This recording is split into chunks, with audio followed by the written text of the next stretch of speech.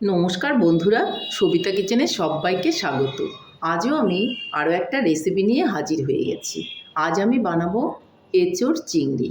এঁচোড় চিংড়ি কিন্তু খেতে ভীষণই ভালো লাগে।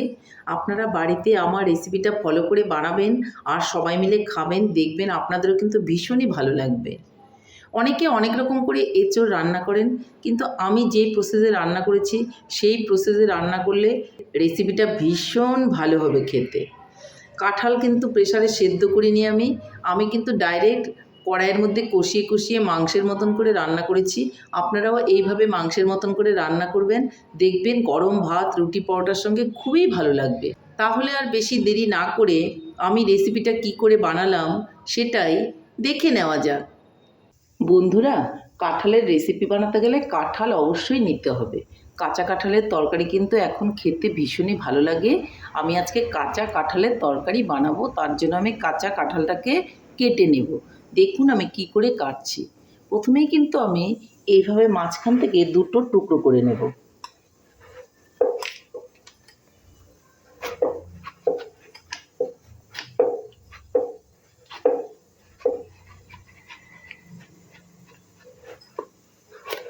দেখুন কতটা আঠা আছে। আঠাটাকে এখন আমি জল দিয়ে ধুয়ে নেব। আমি বেসিন থেকে একটু ধুয়ে নিচ্ছি। আপনারা না ধুয়ে কোনো একটা কাপড় দিয়েও মুছে নিতে পারেন। তাহলে আমি এটা ধুয়ে নিচ্ছি। দেখুন বন্ধুরা, আমি আঠাটাকে একটু ধুয়ে নিয়েছি। এখন আমি এটাকে কেটে নেব। অল্প করে সরষের তেল এখানে নিয়ে নিয়েছি। এটা আমি হাতের মধ্যে একটু মাখিয়ে নেব দু হাতে। তারপর কিন্তু আমি কাঁঠালটা কাটবো।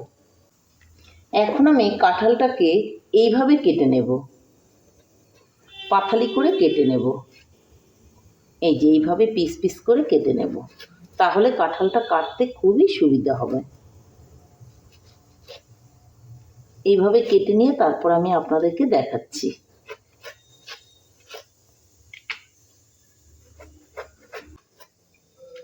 কাঁঠাল কাটাটা কিন্তু খুবই সহজ না, তারপরে যদি সুবিধা মতো আপনারা কাটতে পারেন, দেখবেন কাঁঠাল কাটা খুবই সহজ মনে হবে।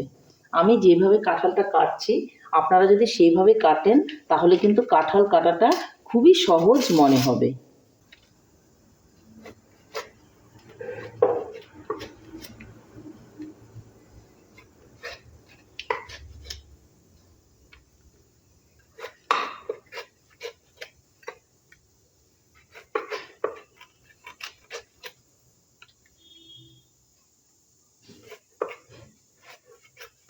দেখুন পুরো কাঁঠালটা কিন্তু আমি কেটে নিয়েছি, আর আঠাগুলো বের হচ্ছে। আপনারা মাঝে মাঝে একটু কাপড়ের টুকরো নিয়ে নেবেন আর আঠাগুলো মুছে নেবেন, দেখবেন খুবই সুন্দর হবে। দেখুন কাপড়ের টুকরোর মধ্যে কিন্তু আমি একটুখানি তেল মেখে নিয়েছি। এটা নাও মাখলে হবে, বাটিতে নিলেও হবে। এভাবে নিলে কি আমার একটু সুবিধে হবে। দেখুন এই যে আঠাগুলো মুছে নিচ্ছি আর এগুলোকে আমি টুকরো করে নেব। দেখুন আপনারা আমি কি করে টুকরো করছি। এখন আমি কাঁঠালগুলোকে এইভাবে পেছন থেকে,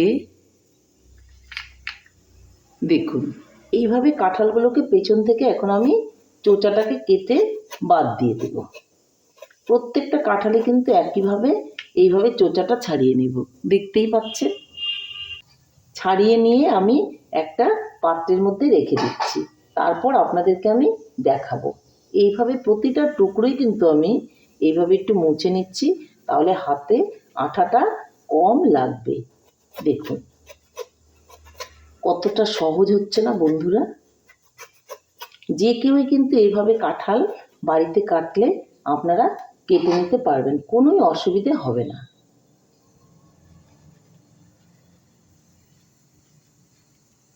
দেখুন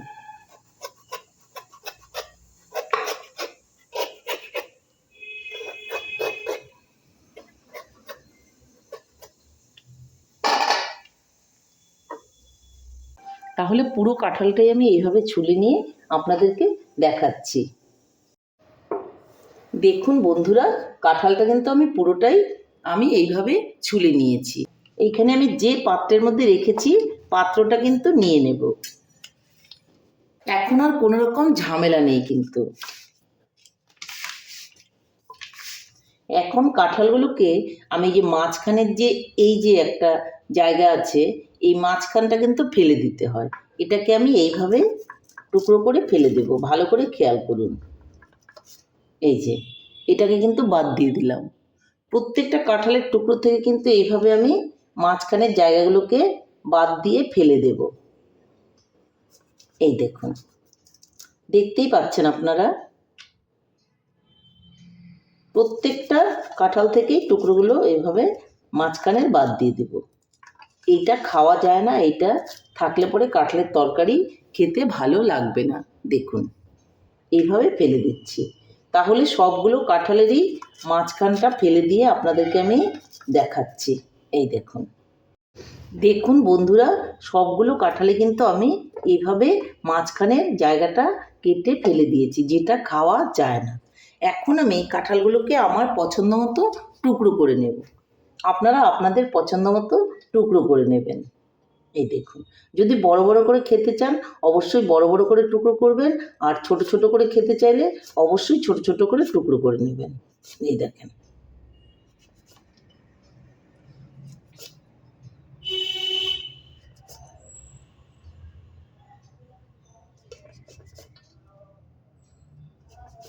এই দেখুন আমি টুকরো করে নিয়েছি।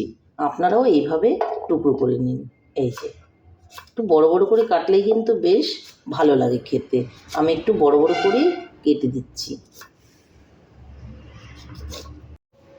দেখুন বন্ধুরা, কাঁঠালটা কিন্তু আমি পুরোটাই টুকরো করে নিয়েছি, আর এটা কিন্তু কোনো রকম গুটি বাছার প্রয়োজন নেই। দেখুন কত ছোট ছোট গুটিগুলো। এইভাবেই কিন্তু কাঁঠালটা খেলে খুবই ভালো লাগবে। আর এই সাইজের কাঁঠালের তরকারি কিন্তু খুবই ভালো হয়। আজকে আমি চিংড়ি মাছ দিয়ে কাঁঠালের তরকারিটা করব। আপনারা যারা নিরামিষ খান তারা কিন্তু নিরামিষও কাঁঠালের তরকারিটা বানাতে পারেন। এর মধ্যে আমি দেব আলু। তাহলে আলুটা আমাকে ছুলে নিতে হবে। দুটো আমি আলু নিয়ে নিয়েছি, এই আলু দুটো কিন্তু আমি ছুলে নেব। আমি যেভাবে কাঁঠালটা কাটলাম আপনারা ঠিক আমার রেসিপিটা ফলো করে এইভাবেই কাটবেন। দেখবেন আপনাদের কাঁঠাল কাটার কোনো ঝামেলা থাকবে না, আর হাতেও কিন্তু সেরকমভাবে আঠা লাগবে না। একটু সর্ষে তেল নিয়ে নেবেন কাপড়ের মধ্যে, তাহলে দেখবেন কাটাটা খুবই সহজ হয়ে যাবে। এই যে দেখুন, আমি আলুটাকেও কিন্তু ছুলে নিলাম। এর মধ্যে দিতে হবে একটু পেঁয়াজও। পেঁয়াজ দিলে পরে চিংড়ি মাছের সঙ্গে খেতে খুবই ভালো লাগবে। তাহলে আলুটাকেও আমি টুকরো করে নিচ্ছি। আলুটাকেও আমি বড় বড় করে কেটে নেব। এই দেখুন, এই যে এইভাবে টুকরো করে দিলাম। তাহলে আলুটাকেও আমি দিয়ে দিচ্ছি।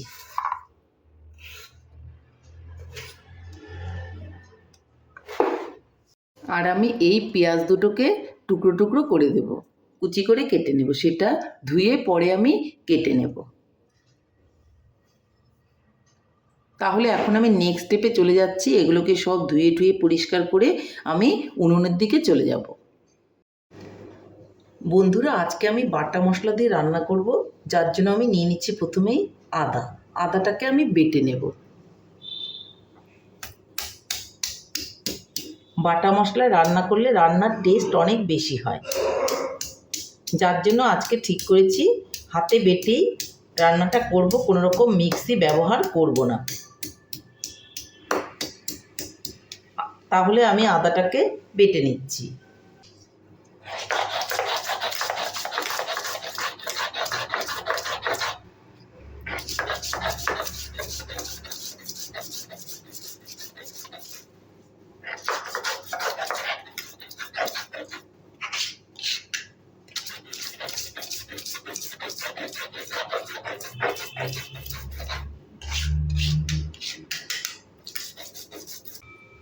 আদাটা বাটা হয়ে গেছে, আদাটাকে এখন আমি তুলে নেব।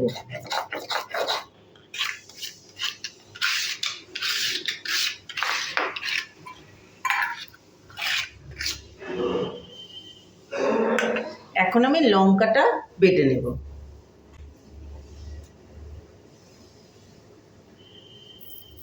লঙ্কাটা আস্ত এভাবে নিলে বাটাটা কিন্তু একটু কষ্টদায়ক হয়।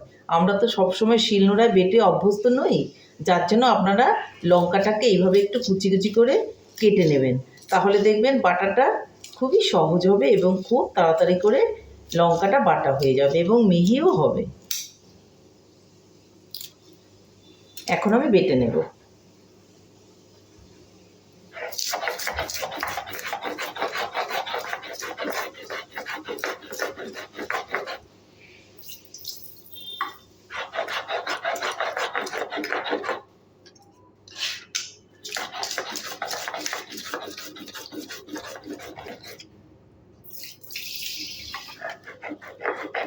দেখুন বন্ধুরা, আমার লঙ্কাটাও কিন্তু বাটা হয়ে গেছে, এটাকেও আমি নামিয়ে নেব।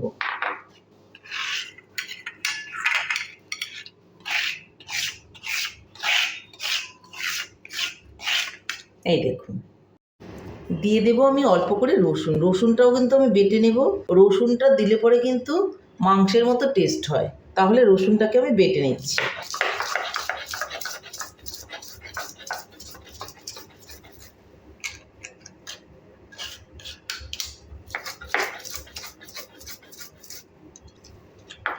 রসুনটাও হয়ে গেল, তাহলে আমার বাটাবাটি কমপ্লিট।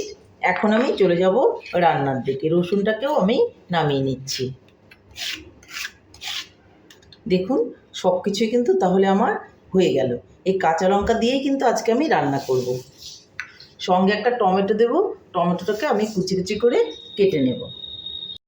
এদিকে আমি বলেছিলাম যে চিংড়ি মাছ দিয়ে রান্না করব কাঁঠালটা, তো চিংড়ি মাছ কিন্তু নিয়ে নিয়েছি, আর তার মধ্যে আমি লবণ আর হলুদ মেখে নিচ্ছি।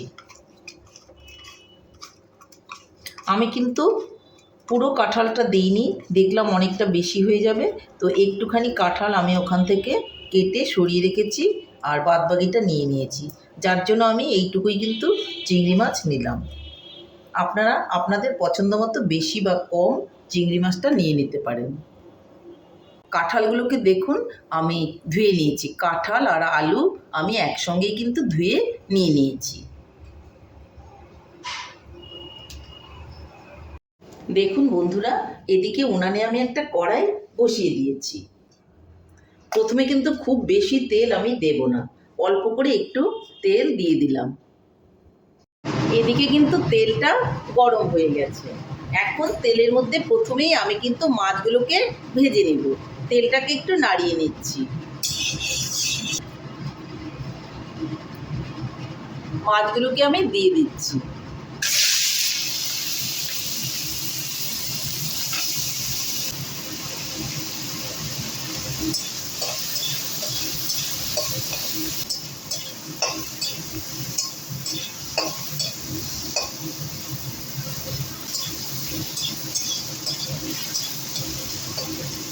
চিংড়ি মাছটা খুব বেশি ভাজার প্রয়োজন নেই, বেশি ভাজলে চিংড়ি কিন্তু শক্ত হয়ে যায়, এটা মাথায় রাখতে হবে।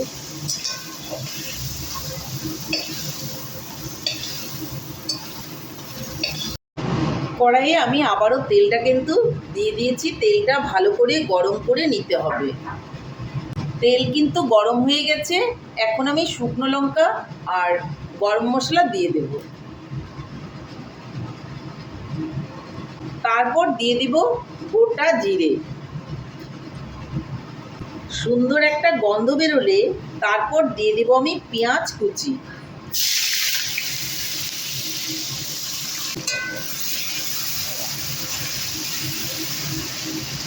পেঁয়াজটাকে একটু ভালো করে ভেজে নেব। দেখুন বন্ধুরা, পেঁয়াজের কালারটা কিন্তু চেঞ্জ হয়ে গেছে।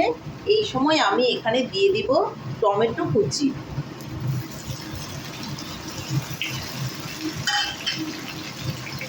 টমেটো কুচি দিয়ে কিন্তু ভালো করে নেড়ে নেব।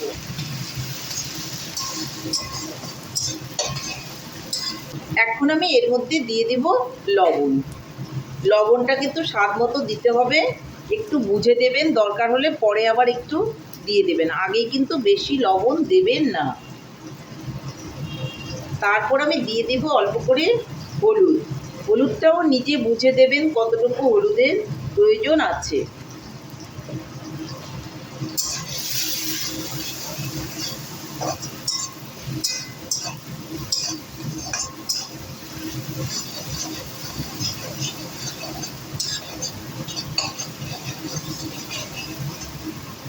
এখন আমি দিয়ে দেব জিরের গুঁড়ো। কাঁঠালের তরকারিতে অল্প করে জিরের গুঁড়ো কিন্তু দিতে হবে, তা না হলে কিন্তু ভালো লাগবে না।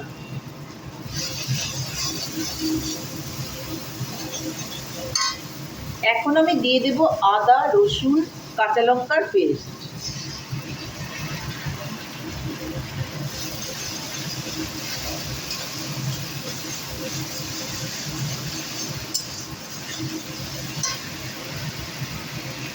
বাটিটা ধুয়েও কিন্তু একটু জল দিয়ে দিচ্ছি।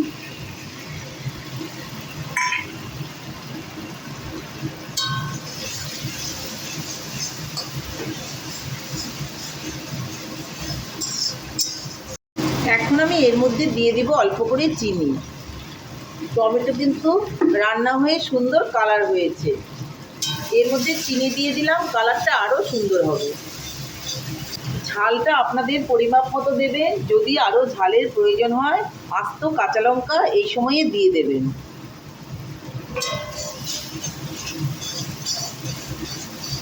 মশলাটা কিন্তু কষানো হয়ে গেছে, এখন আমি আলু আর কাঁচা কাঁঠালটা যে কেটেছি এটা দিয়ে দেব। আমি কিন্তু কোনো রকম সেদ্ধ করে নেইনি, ডাইরেক্ট কাঁচাটাই দিয়ে দিচ্ছি।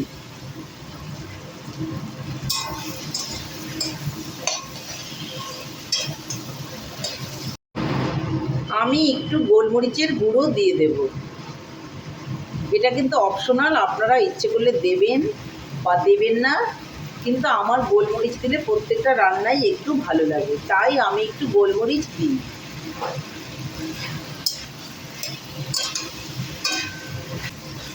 এখন আমি আঁচটাকে কমিয়ে দিয়ে ঢাকা দিয়ে রান্না করব।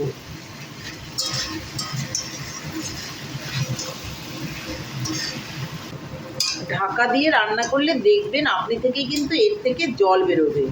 প্রথমেই আমি জল ব্যবহার করব না, পরে আমি একটু জল দেব।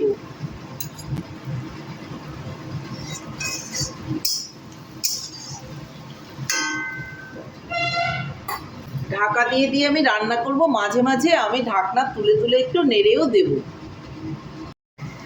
ঢাকনাটা তুলে আবারও আমি দেখে নেব, মাঝে আমি অনেকবার ঢাকনা তুলে দেখে নিয়েছিলাম। দেখুন খুব সুন্দর কিন্তু কষানো হয়ে গেছে, আর একটু তেল ছাড়তেও শুরু করেছে। এই সময়ে আমি একটু জল দিয়ে দেব এটা সেদ্ধ হওয়ার জন্য। আপনারা মাংস যেভাবে রান্না করেন ঠিক সেভাবেই কিন্তু আপনারা কষিয়ে কষিয়ে রান্না করবেন, দেখবেন খেতে ভীষণই ভালো লাগবে, মনেই হবে না যে আপনি কাঁঠালের তরকারি বানিয়েছেন। এখন এর মধ্যে আমি একটু জল দিয়ে দেব। আপনারা ইচ্ছে করলে গোটা রসুনও এর মধ্যে দিতে পারেন, আমি আজকে দিইনি।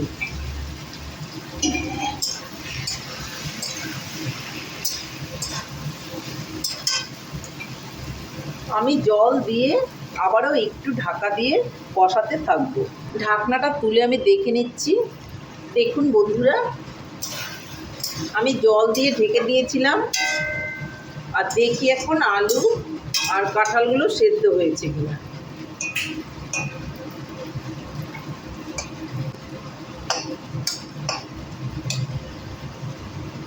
কাঁঠালগুলো ওই দেখুন সেদ্ধ হয়ে গেছে, কেটে গেল, আর আলুগুলোও কিন্তু সেদ্ধ হয়ে গেছে। জল দিয়ে আমি বসিয়ে দিয়েছিলাম, দেখুন খুব সুন্দর কিন্তু সেদ্ধ হয়ে গেছে। আমি কিন্তু কোনো রকম প্রেশার কুকারে দিইনি, মাংস যেভাবে রান্না করেন সেইভাবেই কড়াইয়ে রান্না করবেন, দেখবেন খেতে ভীষণই ভালো হবে। এখন আমি চিংড়ি মাছগুলো ভেজে রেখেছিলাম সেটাকে দিয়ে দেবো, আর খুব ভালো করে নেড়ে চেড়ে নেব। তারপর একটু জল প্রয়োজন হলে আবার আমি দেব, তাহলে নেড়ে চেড়ে আমি রান্না করে নিচ্ছি। দেখুন বন্ধুরা, কাঁঠালের তরকারিটা কিন্তু খুব সুন্দরভাবে কষে যাচ্ছে, আবারও কিন্তু জলটা শুকিয়ে গেছে। এইভাবে আমি আরও একটুখানি কষিয়ে তারপর একটু জল দিয়ে দেব। ভালো করে কষানো হয়ে গেছে, এখন আমি এর মধ্যে আরও একটু জল দিয়ে দেব। এখন একটু বেশি করেই জল দিলাম, কারণ যেটুকু ঝোল রাখবো এই জলেই কিন্তু আমি রাখবো।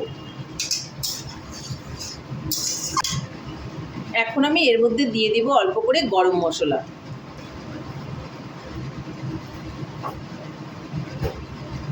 এই সময় আপনারা একটু লবণটা দেখে নেবেন, ঠিক না হলে একটু লবণ দিয়ে দেবেন।